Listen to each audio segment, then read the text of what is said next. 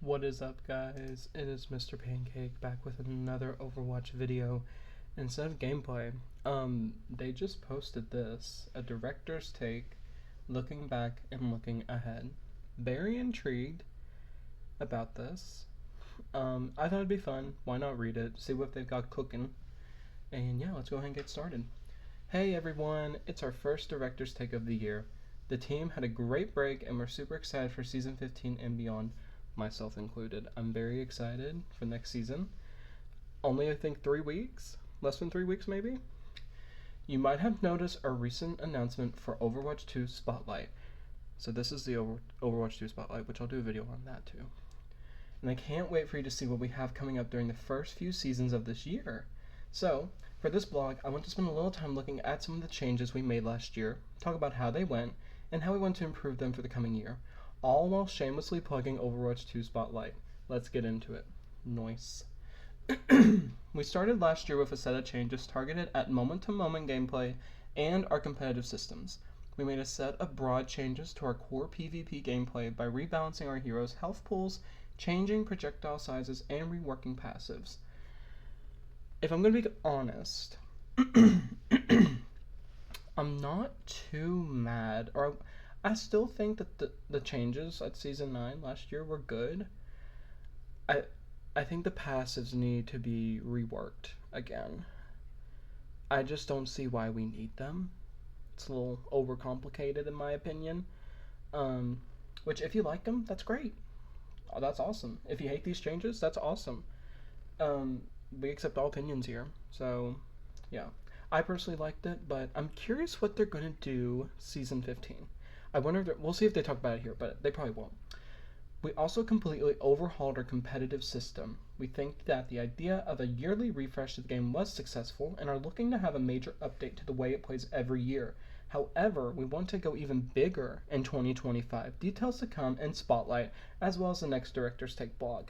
I definitely think the rank reset was a good idea, and I like that it's twice a year, just so that way you can't just hog top 500 all year. Not saying people do that, it's just I think it's unfair. And the competitive rework I think was great. I really liked the new system compared to the cards, because when I first started playing Overwatch 2, we had cards. Not a big fan of them. You had to win 5 games in a row, or not win 5 in a row. You had to win at least. Or I kind of forgot how it went, to be honest. I think you had to play like 5 games, but you wanted to get 5 wins. And every time you filled up the 5 cards, your rank would either go up, down, or stay the same. It was really weird. I didn't like it. So from my experience, this change was really nice. I applaud them for that. We are pretty happy with the new direction of competitive play. The game is now more approachable for new players, and it's easier than ever to group up with your friends and play together in competitive. I can agree with this. The rank, you can play with a bronze and a diamond. And I like the idea of wide match, because it's more silly, it's more fun. It's not as serious, and even if you lose, you don't lose as much rank. So I prefer wide match over regular, just because I can still have fun with my friends and not lose as much if we get stomped on. I'm just saying. This approach to doing a rank reset worked well and gave players, both new and seasoned, a new skill tier to reach. However, Champion has proven to be a little too difficult for our top players to achieve. As we approach Season 15, we're looking to adjust how players rank into different skill tiers after we reset the ranks again. Please don't put me back in silver. Please, I'm in diamond. Don't you dare put me in silver. Our highest ranks will shift to include a larger percentage of our total player population, and we should see more players earn the right to call themselves champions. We're also looking to introduce some new systems for our competitive play, the first of which will be announced in a few weeks. Cool. Like I said, very curious what they're going to do for this new, PvP competitive, shakeup. I'm really curious. Oh boy. We've heard 2 primary complaints about 2024's competitive weapon reward, Jade weapons. Okay. I need to say this. They're not that bad. Some of them looked atrocious on specific skins and heroes. I can agree with that. But when they first got it revealed, I went through all my skins and kind of envisioned, would this look good with Jade? And there's a good amount of skins. For example, the Mythic Tracer skin. If you have the like aqua color scheme like collected, and you have that equipped, the Jade looks so good on it. I'm not even joking. I really like it on Anna's Midnight Sun Mythic Weapon skin. I think that's pretty. Mercy's Dragon skin, the green one, not the shitty recolor. I'm trying to think more. Widow's Dryad skin. I think it can work. Would I have preferred it looked a little bit more shinier and more like crystally? Yes. But it's not as bad as people think it is. Like I said, you can have your opinion, and we don't judge here. But in my opinion, I think they're not that bad. I'm really curious what they're going to do for the next one, though. I heard a lot of people say Diamond, but I hope they kind of go out of the park with, like, just go crazy with it. Go stupid, go crazy. Okay, where am I?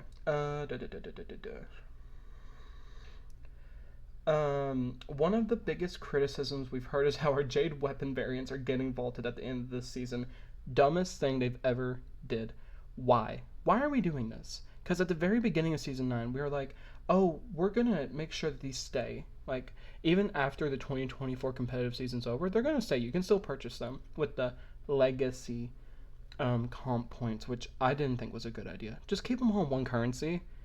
It's less confusion, less over complicated, procedures. I think just the base comp points would be fine. But I see their vision. I just think it could have been executed a little better. But hopefully they'll fix that in this new season. Okay. Competitive weapons are intended to show your involvement in our competitive queues per year. As time goes by, you will have a different set of weapons based on how often you play comp each year. Keeping competitive weapons limited to the year gives them the ability to tell that story. Girl, what? This was your reason why you're keeping them, like, locked after this season. That is, I don't know. Some of them I think that's a good,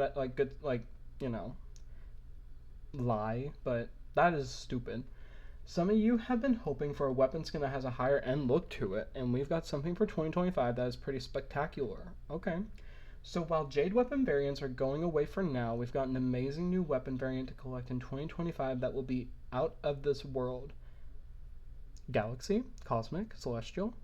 I find that very odd that, just a couple weeks ago we had a Celestial bundle come out. Wink, wink. Additionally, we also love the response to drives. I have some opinions about drives and think it's a great way to end each season. I don't. Which is why for this final season of the 2024 season, we're offering double the competitive points you can get. Love this idea. Drives it's something. So when I did the first drives event in season 12. That was okay. I made it all the way to the end. It was not fun. I think I played 40 games and I got like 50% win rate. My rank kind of just fluctuated up and down, up and down, up and down. The second one for season 13 was the biggest shit show. I don't know why, but the quick play warriors rose up and just decided to like execute my rank and my chances of getting the full drive.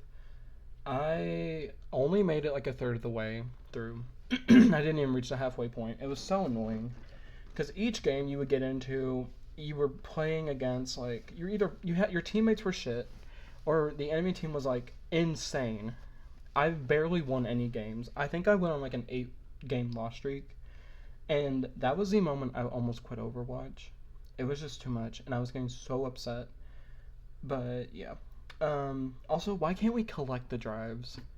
Like, I had the full red one, and then it's gone, and now I get the purple one. Which, to be fair, the purple one's a lot prettier, but I still want to collect them, Okay, anyway. Okay, now let's look at heroes. Ooh. The 3 heroes this past year have been some of our most mobile and 3-dimensional heroes yet. Agreed.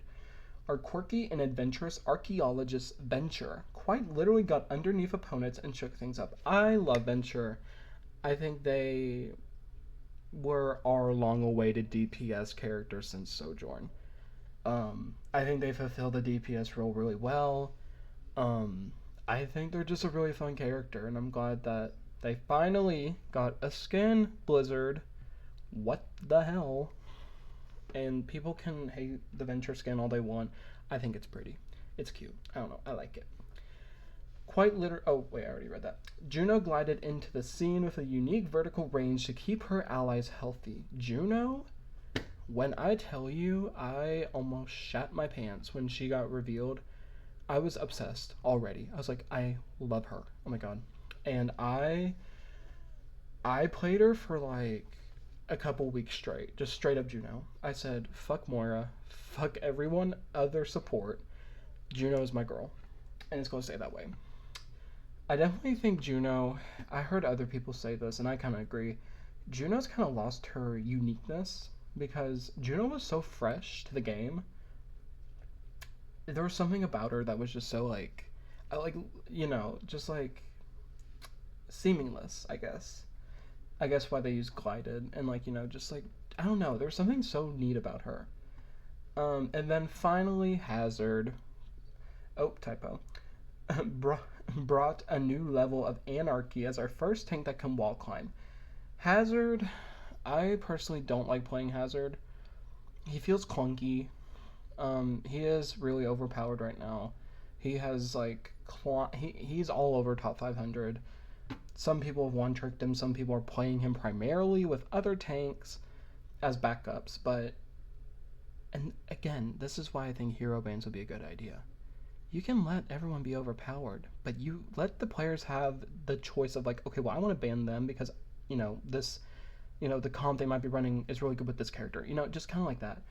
Kind of like like a good example would be like, okay, if they are playing Hog, I should ban Ana because Ana kind of is like the the backbone for Hog, who just heals them like insanely. I don't know. That might have been a bad example, but that's like what I'm trying to get across. Each of these heroes has introduced a level of verticality that really makes battles more dynamic. I can agree. And we want to continue bringing new heroes that can be engaging for both of those. Wait, for both those of you using them and the opponents playing against them. I had a brain fart. Looking ahead to 2025, we're looking into how we can make all of our heroes more engaging and unique for players. This is something the team is wanting to change up and look forward to sharing more soon. Did I mention that you're going to want to check out Spotlight? I'm really excited for the Spotlight. Please, Blizzard. Please don't fuck it up, dude. This is your chance. This is your chance to come back and put Rivals in its place. I'm just kidding. I love Rivals. Let me make that clear. I love both games. I love watching people argue. It's so funny. We also ran our first 6v6 events last year and earlier this year. These took the form of 6v6 Roll Queue and 6v6 Min 1 Max 3. The Roll Queue version accounted for nearly 10% of all play hours in the game for most of its event run. That's pretty good. I see that as a W. I played 6v6. It was okay. They murdered Junker Queen, literally.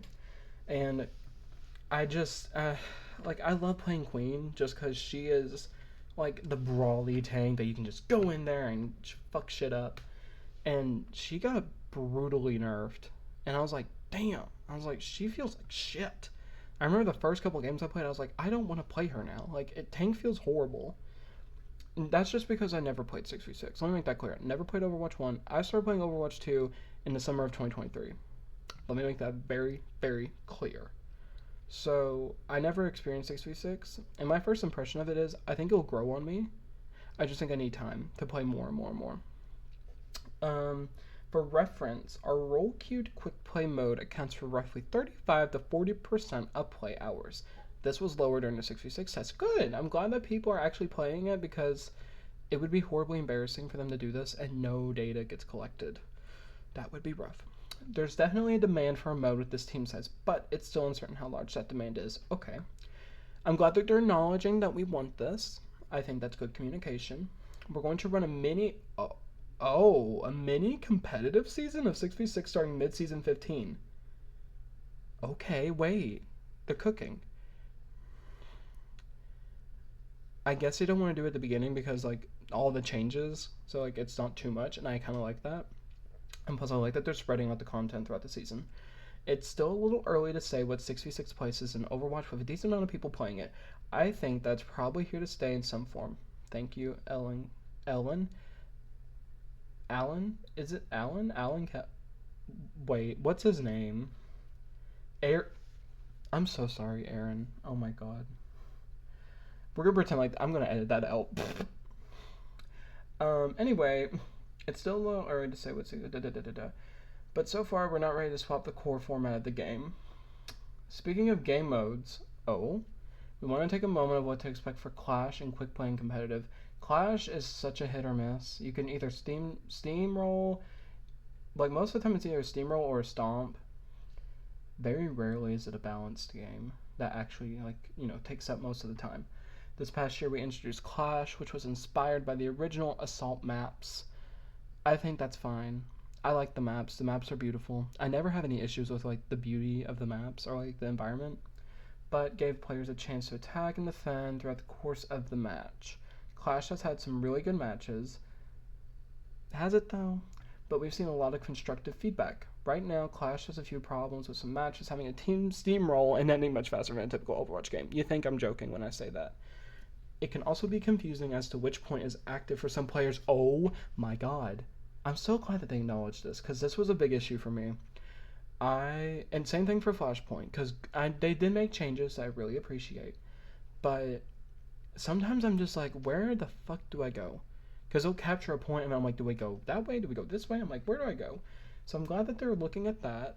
So starting in season 15, Clash maps are going to be removed out of competitive play. Honestly, big W, as we take the time to look at these maps and work to find ways to deliver the best competitive experience for all of our players. I don't know if you can hear my claps, but good for them. We'll keep you updated on the progress we make there. In the meantime, we're going to keep Clash and Quick Play and other unranked game modes. I'm glad that they're keeping Clash a thing, obviously, because I like it. It definitely needs a lot of work, though. So I'm glad that they're listening to us. I think communication is the most important thing in a professional relationship, and this is the relationship being Blizzard with their player base. 2024 was a huge year, but I know 2025 is going to be even bigger, and I can't wait for the team to share more in Overwatch 2 Spotlight on February 12th. It was hard to write this one last time, I promise. So, until then, let's make a great game. They cooked. The only thing that kind of pissed me off is the Jade weapons not staying, just because I still want Moira's, Jade hands. The queen. I need her queen's hands. Or nails. And I'm going to be real. I think 2024 was a good year for Overwatch compared to 2023.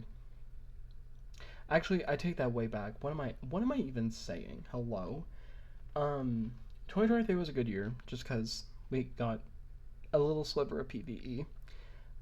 We had events, it wasn't all about skins. It kind of was, but like we had more than that. But, big but, last year was really good. They did 6v6 tests. They brought back Overwatch Classic, which was honestly not that bad.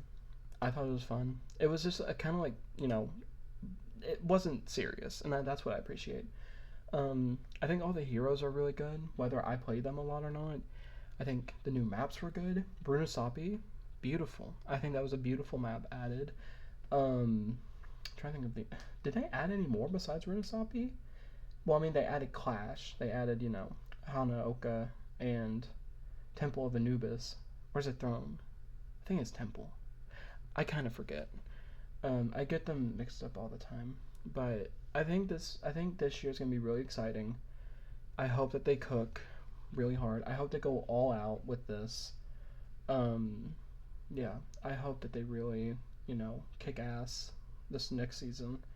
But yeah, that is your Overwatch Director Take for January 31st, 2025. If you enjoy my content, please leave a like, leave a comment. I love talking to people. I love meeting new people. And if you want to see more fun Overwatch content, whether it be gameplay or me reading patch notes, me reading director's takes, me, just sharing the news, follow, subscribe. It's free. Why wouldn't you? And yeah. And I also do Rivals content. I do variety content. I'm still new to this, so please don't hate me. But yeah. Thank you for watching, and I'll see you all on the next one. Bye.